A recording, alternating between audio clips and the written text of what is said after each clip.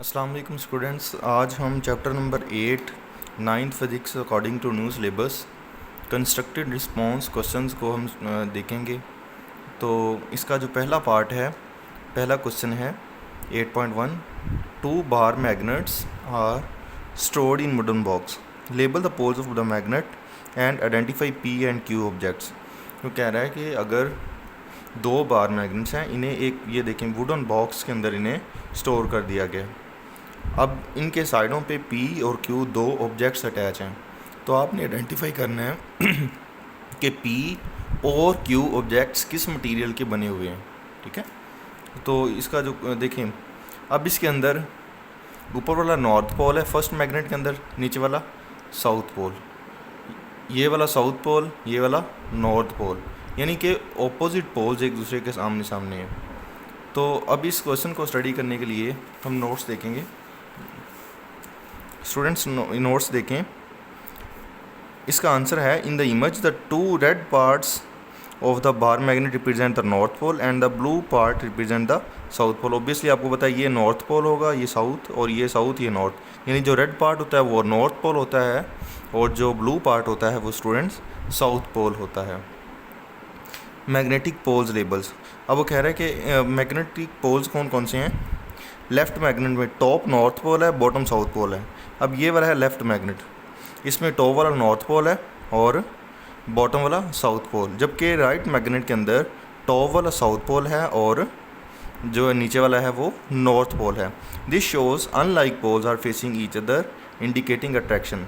अब देखिए, नॉर्थ के सामने साउथ है, साउथ के सामने नॉर्थ है, तो ऑब्वियसली इनके दरमियान फोर्स ऑफ अट्रैक्शन होगी, opposite poles attract each other. तो अब हमने P और Q जो ऑब्जेक्ट्स हैं उन्हें हमने वेरीफाई करना है। तो P और Q objects non magnetic keepers, soft iron strips use to, ये नॉन मैग्नेटिक हैं स्टूडेंट्स। ठीक है, ये सॉफ्ट आयरन मटेरियल, यानी सॉफ्ट आयरन क्या स्टूडेंट्स होता है, एक पैरामैग्नेटिक मटेरियल होता है, यानी जब इसे हमने मैग्नेट के करीब लेके जाते हैं तो स्लाइटली अट्रैक्शन शो करता है। ठीक है, keep the poles magnets in place, prevent the loss of magnetism by forming close magnetic path. अब क्योंकि नॉर्थ के सामने साउथ है और साउथ के सामने नॉर्थ है, तो यहाँ पर एक क्लोज मैग्नेटिक पाथ बनेगा। अब इससे होगा क्या, ये P और Q ऑब्जेक्ट्स जो हैं, ऊपर वाले एक P ऑब्जेक्ट है, नीचे वाला Q ऑब्जेक्ट है, ये दोनों सॉफ्ट आयरन मटेरियल के बने हुए हैं। इसका पर्पज़ क्या होता है, इसका पर्पज़ एक तो ये है कि जो मैग्नेट्स हैं उनको अपनी जगह पर बरकरार रखना। ठीक है, सेकंड इसका पर्पज़ ये है कि जो इनकी मैग्नेटिज्म है वो बरकरार रहे, यानी वो प्रिवेंट रहे, स्टोर्ड रहे। अब क्लोज पाथ बन रहा है तो इनकी मैग्नेटिज्म क्या रहेगी स्टूडेंट्स, स्टोर्ड रहेगी। तो वी कैन से दैट कि ये जो P और Q ऑब्जेक्ट्स हैं ये सॉफ्ट आयरन मटेरियल के बने हुए हैं, जो कि एक पैरामैग्नेटिक मटेरियल है जो स्टोरेज के काम आता है, यानी कि ये मैग्नेटिज्म को स्टोर कर सकता है। नेक्स्ट पार्ट है students, a steel bar has to be magnetised by placing it inside a solenoid. एक स्टील बार के अंदर स्टूडेंट्स क्या किया है, a steel bar has to be magnetised, एक स्टील बार को मैग्नेटाइज किया गया है by placing it inside a solenoid, यानी एक कॉइल के अंदर इसे हमने क्या किया है, इंसर्ट किया है। ठीक है, such that A bar magnet become north pole and B become south pole, यानी ए इसका जो पार्ट है वो नॉर्थ पोल बन जाता है और B south pole. Draw circuit diagram of solenoid showing. अब देखें, अब मैं पिक्चर दिखाता हूँ जो क्वेश्चन के अंदर दी गई है।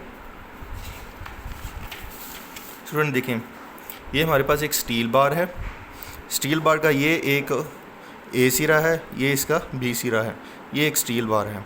अब इसको कहाँ स्टूडेंट्स रखा गया है, एक कॉइल के अंदर या एक सोलेनॉइड के अंदर। ओके, अब वो कह रहा है कि इसका आपने इसमें से करंट गुजारनी है कि इसका जो A वाला सिरा है वो नॉर्थ बन जाए और B वाला सिरा साउथ बन जाए, यानी कि बेसिकली एक परमानेंट मैग्नेट बन जाए, जो होगा इलेक्ट्रोमैग्नेट। ठीक है स्टूडेंट्स, यानी कि जब इसमें से इलेक्ट्रिसिटी जब तक गुजरती रहेगी तो ये क्या बन जाएगा, मैग्नेट बन जाएगा। To make A the north pole current should flow clockwise when viewed from the A. जब आप A से देखेंगे तो इसके अंदर करंट स्टूडेंट्स क्या होना चाहिए, क्लॉकवाइज होनी चाहिए। अब यहाँ देखें, ये हमारे पास स्टील बार है, स्टील बार है, इसके अराउंड किसको लपेटा गया स्टूडेंट्स, एक कॉइल को या सोलेनॉइड को। ठीक है, यहाँ से हमने करंट दिया बैटरी के ज़रिए, पॉजिटिव और नेगेटिव।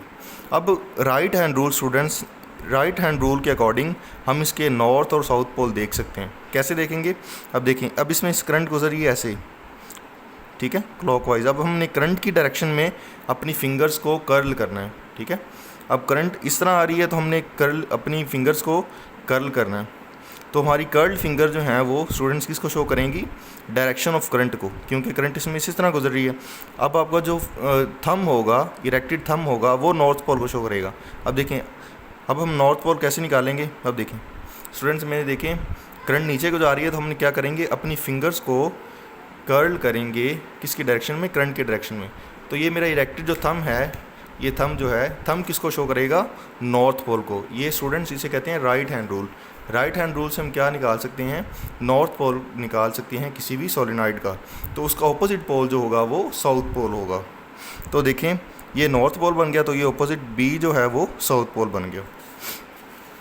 आगे question number 8.3, 2 bar magnets are lying on the lying as shown in the figure. A compass is placed in the middle of gap. Its needle settles in the north-south direction. Label the north-south poles of the magnet. Justify your answer in diagram. Students, यहाँ देखिए दो magnet हैं, इसको हमने एक compass के दोनों साइडों पे रख दिया है, ठीक है। अब वो कह रहा है कि आपने बताना है कि स्टूडेंट्स ये जो कंपस है, कंपस नॉर्थ साउथ डायरेक्शन में रुकी हुई है, इसके साइडों पे दो मैग्नेट पड़े हुए हैं। तो वो कह रहा है कि आपने बताना है कि इस कंपस के अराउंड कौन से दो पोल हैं, यानी यहाँ कौन सा पोल है और यहाँ पर कौन सा पोल है, ठीक है। तो the left magnet is labelled as north and the right magnet is labelled as south. The compass needles align itself in the north-south direction due to the magnetic field lines that emerge from the north to south pole of the left magnet and enter into south pole of the right magnet. तो students क्योंकि ये जो हमारे पास compass needle है ये north और south की direction में रुकी हुई है, तो इसका मतलब है कि अब ये चीज़ क्या कर रही है, ये चीज़ यही आइडेंटिफाई कर रही है कि इसके एक साइड पे नॉर्थ पोल है और दूसरी साइड पे साउथ पोल है, ठीक है। तो नॉर्थ है तो ये वाला साउथ फिर होगा, ये वाला नॉर्थ होगा। तो इस कंपस के अराउंड ये वाला नॉर्थ पोल होगा और ये वाला साउथ पोल होगा। अब मैग्नेटिक फील्ड लाइंस की डायरेक्शन क्या होगी? तो स्टूडेंट्स मैग्नेटिक फील्ड लाइंस की डायरेक्शन ये है नॉर्थ से साउथ की तरफ, नॉर्थ से साउथ की तरफ। इसी वजह से अब ये चीज़ यही आइडेंटिफाई करेगी क्योंकि नॉर्थ से साउथ की तरफ लाइंस जा रही हैं, तो इसीलिए हमारी जो कंपस है वो भी नॉर्थ और साउथ को शो कर रही है। ओके स्टूडेंट्स, नेक्स्ट क्वेश्चन है, तो यहाँ पर इसकी ये डायरेक्शन नॉर्थ से साउथ की तरफ। ओके, इलेक्ट्रिक करंट और motion of electrons produce magnetic field, ठीक है। जब भी किसी वायर में से करंट गुजरता है तो उसके अराउंड मैग्नेटिक फील्ड क्रिएट होना शुरू हो जाती है। Is the reverse process true?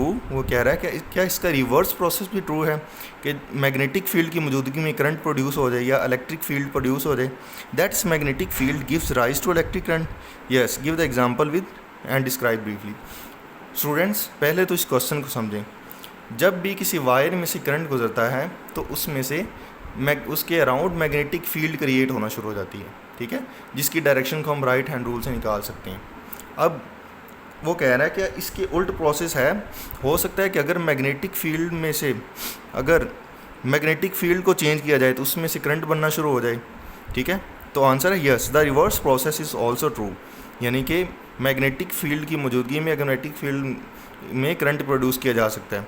A changing magnetic field produce an electric current, यानी कि अगर आप मैग्नेटिक फील्ड के अंदर मैग्नेटिक फील्ड को चेंज करेंगे किसी कंडक्टर के अंदर तो उसमें से इलेक्ट्रिक करंट गुजरना शुरू हो जाएगी।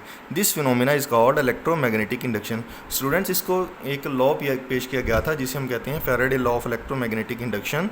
तो फैराडे ने ये बताया था, फैराडे एक साइंटिस्ट था जिसने ये बताया था कि अगर मैग्नेटिक फील्ड में किसी कंडक्टर को चेंज करते हैं या कंडक्टर की ओरिएंटेशन को चेंज करते हैं तो उसमें से इलेक्ट्रिक करंट गुजरना शुरू हो जाती है। फॉर एग्जांपल स्टूडेंट्स, ये मेरे पास एक नॉर्थ पोल है और ये है साउथ पोल, ठीक है। अब मैग्नेटिक फील्ड लाइंस नॉर्थ से साउथ की तरफ जा रही हैं अब ये मेरे पास पेंसिल जो है ये इसे एज ए कंडक्टर यूज़ करेंगे, ठीक है। अब मैं अगर इसको इसमें इस तरह रोटेट करता हूँ, इसको मूव करवाता हूँ, तो कंडक्टर के अंदर जो मैग्नेटिक फील्ड लाइंस हैं वो चेंज हो रही हैं। अब इसी चेंजिंग के नतीजे में क्या होगा, इस कंडक्टर के अंदर, ये इस पेंसिल के अंदर करंट प्रोड्यूस होना शुरू हो जाएगी, यानी changing in magnetic field produce electric field और current. For example electrical generator, in generator the coil of the wire is rotating in magnetic field.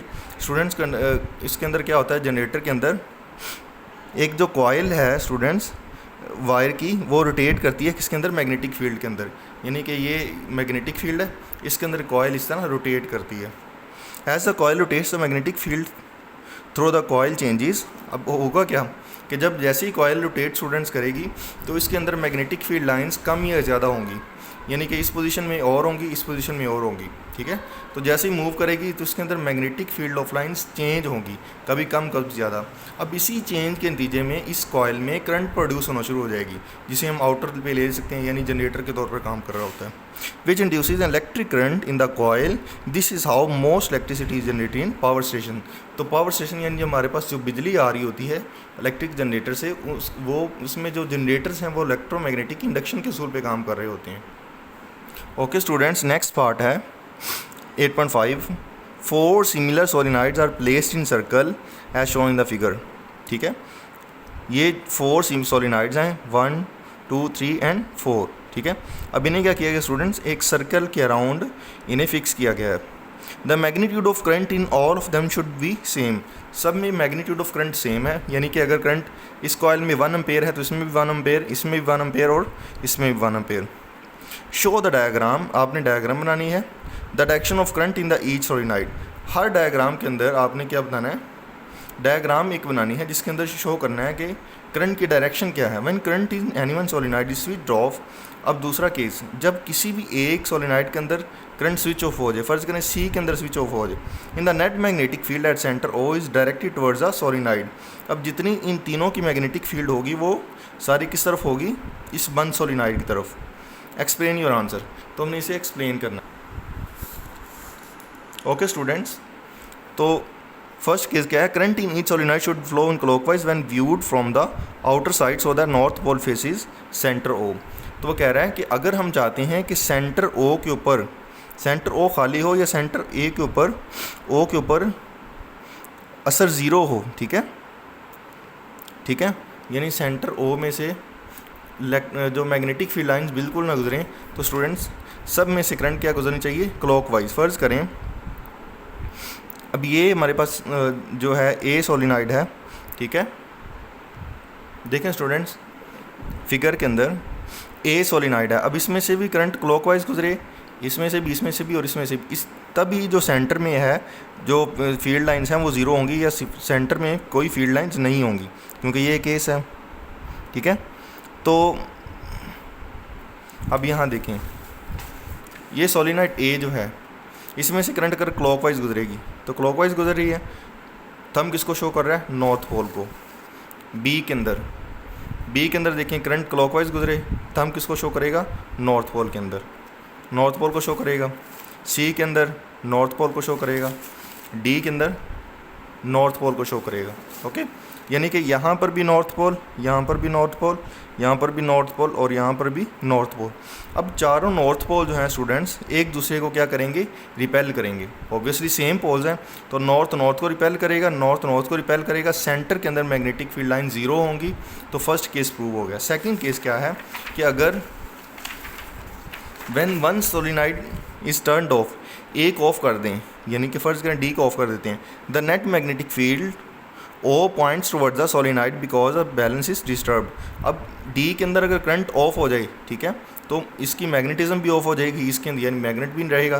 तो जितनी भी हमारे पास मैग्नेटिक फील्ड होगी वो सारी इस तरफ आना शुरू हो जाएंगी, मैग्नेटिक फील्ड लाइंस नॉर्थ से इस तरफ, ठीक है, ये नॉर्थ बन गया, यहाँ साउथ इस तरफ, यहाँ से इस तरफ, यानी कि जितनी भी मैग्नेटिक फील्ड लाइंस हैं वो सारी किसकी तरफ डायरेक्टेड हो जाएंगी, सोलिनॉइड डी की तरफ। अब ये जो आपको एरोज नज़र आ रहे हैं ये क्लॉकवाइज करंट की डायरेक्शन को शो कर रही हैं, क्लॉकवाइज करंट की डायरेक्शन को शो कर रही हैं। जब इसमें क्लॉकवाइज करंट गुजरेगी तब जो है वो सेंटर के अंदर ओ के ऊपर जो है मैग्नेटिक फील्ड लाइन ज़ीरो होंगी, यानी वो एक न्यूट्रल पॉइंट होगा। ओके स्टूडेंट्स, तो आज हमारा जो चैप्टर नंबर 8 है इसके कंस्ट्रक्टेड रिस्पांस क्वेश्चंस क्लियर हो चुके हैं। अगर आपका कोई क्वेश्चन है तो आप कमेंट सेक्शन के अंदर इजीली पूछ सकते हैं। Thank you so much. Channel को लाजमी सब्सक्राइब कर दीजिए अगर आप वीडियो पसंद आई। अल्लाह हाफिज़।